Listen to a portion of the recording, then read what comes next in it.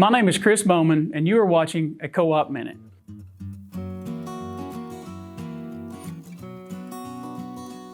Spring will be here before you know it, so now it's time to be putting some thought into how you want your garden to come together this summer.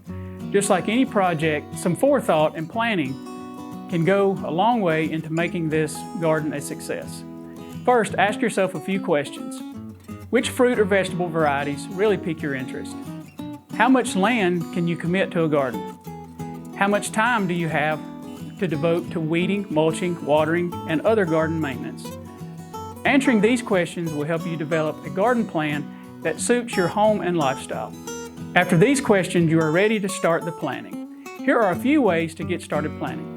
Number one, do some research on gardening in your area.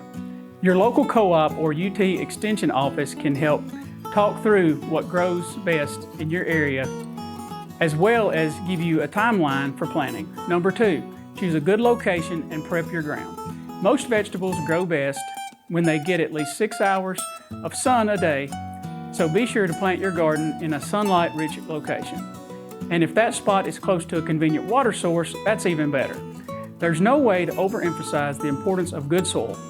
Gardens will grow best in a nutrient-rich, well-drained, weeded, and loosened soil. Before you plant each spring, take the time to enrich your soil with compost or organic matter if you want to boost your soil fertility and garden's production. Number three, gather supplies. Your local co-op is a great place to start gathering supplies for your garden. Some staple supplies like bulbs, seeds, soil, gloves, and garden tools are great supplies to start with. As you get further along in your gardening journey, you may need electric fences and other supplies to help keep pests away. No matter your need, Co-op is here to help you gather everything you need to find success this summer. These are some great initial steps to take as you begin planning your garden for this year. Thanks for watching this week's Co-op Minute. Check back next week for more tips.